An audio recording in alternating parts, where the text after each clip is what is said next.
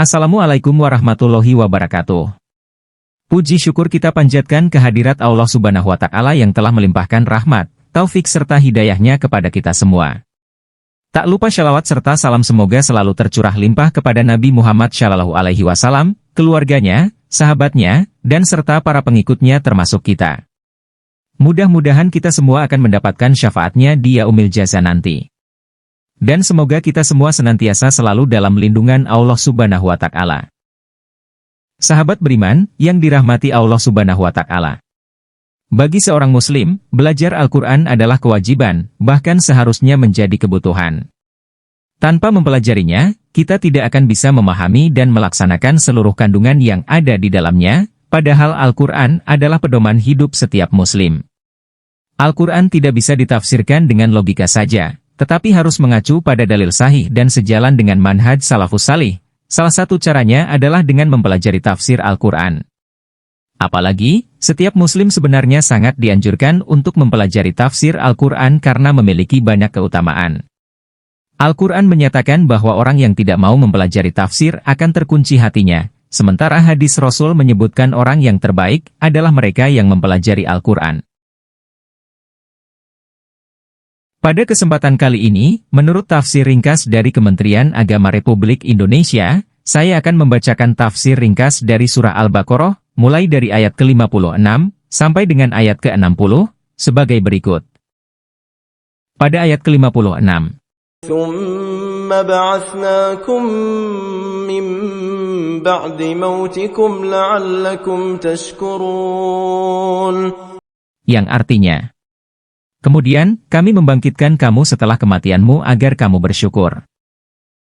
Tafsir ringkas surah Al-Baqarah pada ayat ke-56 ini adalah: peristiwa di Sambar Halilintar itu adalah peristiwa dahsyat sehingga layak sekali bila dikatakan itu adalah peristiwa kematian yang dapat menghancurkan kehidupan generasi mereka secara keseluruhan.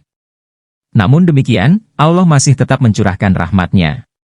Sesudah peristiwa Halilintar itu, generasi kaum Bani Israel masih dibangkitkan lagi di dunia ini oleh Allah. Kemudian, setelah terjadinya peristiwa Halilintar tersebut, kami membangkitkan kamu, yakni generasi yang selamat dari peristiwa, setelah sebagian besar dari kamu mati, agar kamu bersyukur atas nikmat Allah tersebut. Pada ayat ke-57. وَظَلَّلْنَا عَلَيْكُمُ الْغَمَامَ وَأَنزَلْنَا عَلَيْكُمُ الْمَنَّ وَالسَّلْوَىٰ كُلُوا مِن طَيِّبَاتِ مَا رَزَقْنَاكُمْ وَمَا ظَلَمُونَا وَلَكِن كَانُوا أَنفُسَهُمْ يَظْلِمُونَ. Yang artinya, kami menaungi kamu dengan awan dan kami menurunkan kepadamu mana dan salwa. Makanlah makanan yang baik-baik dari rezeki yang telah kami berikan kepadamu. Mereka tidak menzalimi kami, tetapi justru merekalah yang menzalimi diri sendiri. Tafsir ringkas surah Al-Baqarah pada ayat ke-57 ini adalah: generasi tersisa Bani Israel yang dibangkitkan itu diriwayatkan tersesat selama 40 tahun di padang pasir dataran Sinai yang sangat panas. Mereka tersesat karena enggan memerangi orang-orang yang durhaka di Syam. Dan kami menaungi kamu dengan awan, sehingga kamu tidak merasa kepanasan lagi di tengah padang pasir yang terik itu, dan kami menurunkan kepadamu mana, makanan sejenis madu, dan salwa, burung kecil sejenis puyuh yang dapat dibakar untuk dimakan. Makanlah makanan yang baik-baik dari rezeki yang telah kami berikan kepadamu sehingga kamu tidak perlu lagi bersusah payah mencari bahan makanan di padang pasir itu. Kedurhakaan yang dilakukan oleh Bani Israel itu sedikit pun tidak mencederai Allah. Mereka tidak menzalimi kami, dan bahkan sedikit pun tidak menodai keagungan Allah. Ditaati atau tidak ditaati, didurhakai atau tidak didurhakai, Allah tetap Allah dengan kemahaagungannya. Oleh sebab itu, bukan Allah yang teraniaya, tetapi justru merekalah yang menzalimi diri sendiri karena merekalah yang akan menanggung akibat kedurhakaan mereka itu. Pada ayat ke-58. وَإِذْ قُلْنَا ادْخُلُوا هَٰذِهِ الْقَرْيَةَ فَكُلُوا مِنْهَا حَيْثُ شِئْتُمْ رَغَدًا وَادْخُلُوا الْبَابَ سُجَّدًا وَقُولُوا حِطَّةٌ نَّغْفِرْ لَكُمْ خَطَايَاكُمْ وَسَنَزِيدُ الْمُحْسِنِينَ. Yang artinya, ingatlah ketika kami berfirman, masuklah ke negeri ini, Baitul Maqdis. Lalu, makanlah dengan nikmat, berbagai makanan yang ada di sana sesukamu. Masukilah pintu gerbangnya sambil membungkuk dan katakanlah, bebaskanlah kami dari dosa-dosa kami, niscaya kami mengampuni kesalahan-kesalahanmu. Kami akan menambah karunia kepada orang-orang yang berbuat kebaikan. Tafsir ringkas surah Al-Baqarah pada ayat ke-58 ini adalah: ayat-ayat sebelumnya menjelaskan beragam anugerah yang terlimpah kepada Bani Israel, sedang ayat ini menerangkan nikmat-nikmat yang lain. Dan selain anugerah yang telah dilimpahkan, ingatlah juga ketika kami berfirman kepada Bani Israel, masuklah ke negeri ini, yaitu Baitul Maqdis setelah dapat mengalahkan lawan-lawanmu. Sesudah itu maka makanlah dengan nikmat berbagai makanan yang ada di sana sesukamu.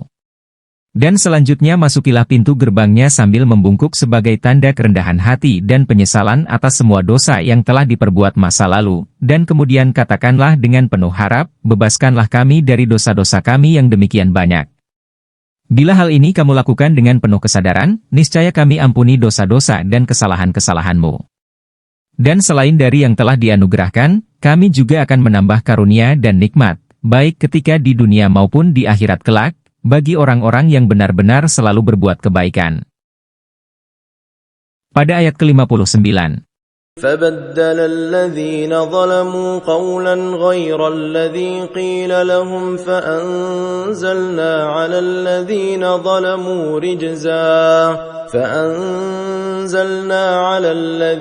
ظَلَمُوا رِجْزًا مِّنَ السَّمَاءِ بِمَا كَانُوا يَفْسُقُونَ. Yang artinya, lalu, orang-orang yang zalim mengganti perintah dengan perintah lain yang tidak diperintahkan kepada mereka. Maka, kami menurunkan malapetaka dari langit kepada orang-orang yang zalim itu karena mereka selalu berbuat fasik. Tafsir ringkas surah Al-Baqarah pada ayat ke-59 ini adalah: setelah mengenyam berbagai kenikmatan itu, ternyata Bani Israel tetap ingkar kepada Allah. Sebagai balasan dari beragam anugerah tersebut, lalu orang-orang yang zalim itu bahkan mengganti perintah Allah yang disyariatkan untuk kebaikan mereka dengan mengerjakan sesuatu yang justru tidak diperintahkan kepada mereka. Di antara perbuatan yang mereka lakukan adalah mengganti perintah sujud dengan mengangkat kepala, tunduk sebagai bukti ketaatan dengan pembangkangan, dan rendah hati dengan sikap angkuh serta sombong. Maka, akibat dari keingkaran dan kesombongan ini, Allah menegaskan, kami, melalui para malaikat atau bencana, turunkan malapetaka yang merupakan siksa yang amat pedih dari langit yang datangnya tidak terduga kepada orang-orang yang zalim itu. Hal yang sedemikian ini karena mereka selalu berbuat fasik, yaitu tidak pernah bersyukur dan selalu menyiratkan pembangkangan dan kesombongan. Pada ayat ke-60, وَإِذِ اسْتَسْقَى مُوسَى لِقَوْمِهِ فَقُلْنَا اضْرِب بِّعَصَاكَ الْحَجَرَ فَانفَجَرَتْ مِنْهُ 12 عَيْنًا قَدْ عَلِمَ كُلُّ أُنَاسٍ مَّشْرَبَهُمْ كُلُوا وَاشْرَبُوا مِن رِّزْقِ اللَّهِ وَلَا تَعْثَوْا فِي الْأَرْضِ مُفْسِدِينَ. Yang artinya, ingatlah ketika Musa memohon curahan air untuk kaumnya. Lalu, kami berfirman, pukullah batu itu dengan tongkatmu. Maka, memancarlah darinya batu itu 12 mata air. Setiap suku telah mengetahui tempat minumnya masing-masing. Makan dan minumlah rezeki yang diberikan Allah dan janganlah melakukan kejahatan di bumi dengan berbuat kerusakan. Tafsir ringkas surah Al-Baqarah pada ayat ke-60 ini adalah: pada ayat-ayat sebelumnya dijelaskan tentang beragam anugerah yang dilimpahkan kepada Bani Israel. Selanjutnya pada ayat ini diingatkan pula tentang nikmat lain yang merupakan mukjizat Nabi Musa, yaitu ketersediaan air yang sangat diperlukan semua makhluk hidup. Dan sejalan dengan hal ini, ingatlah kamu sekalian ketika Musa memohon air untuk kaumnya pada saat mereka sedang kehausan di Gurun Sinai, lalu kami berfirman kepadanya, pukullah batu yang ada di hadapanmu itu dengan tongkatmu yang merupakan mukjizatmu. Maka seketika itu memancarlah daripadanya, yaitu dari batu yang dipukul itu, 12 mata air, sesuai dengan jumlah suku yang ada pada Bani Israel, yang merupakan keturunan dari 12 anak Nabi Yakub. Setiap suku telah mengetahui tempat minumnya masing-masing, seperti yang disebutkan dalam surah Al-A'raf ayat 160, yaitu bahwa setiap suku dari 12 suku dari Bani Israel mengetahui mata air mana yang menjadi bagian mereka. Karena itu, wahai Bani Israel, makanlah dari anugerah Allah yang berupa alman dan as-salwa, dan minumlah air yang memancar dari batu sebagai rezeki yang diberikan Allah kepada kamu semua, dan janganlah kamu berkeliaran di bumi dengan tanpa tujuan yang jelas, apalagi dengan berbuat kerusakan yang akan mengakibatkan kerugian dan hal-hal negatif bagi makhluk lainnya.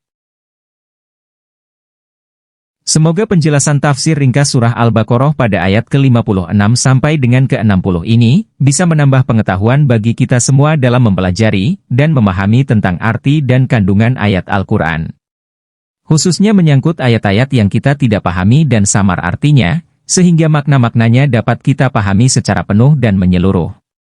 Sampai bertemu kembali di channel Kebenaran Al-Quran untuk membacakan tafsir ringkas surah Al-Baqarah pada ayat-ayat selanjutnya.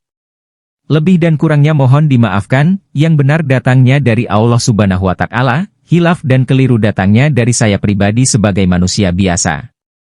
Barang siapa menyampaikan satu ilmu saja, dan ada orang mengamalkan, walaupun yang menyampaikan sudah meninggal, dia akan tetap memperoleh pahala. Hadis riwayat Al-Bukhari. Assalamualaikum warahmatullahi wabarakatuh.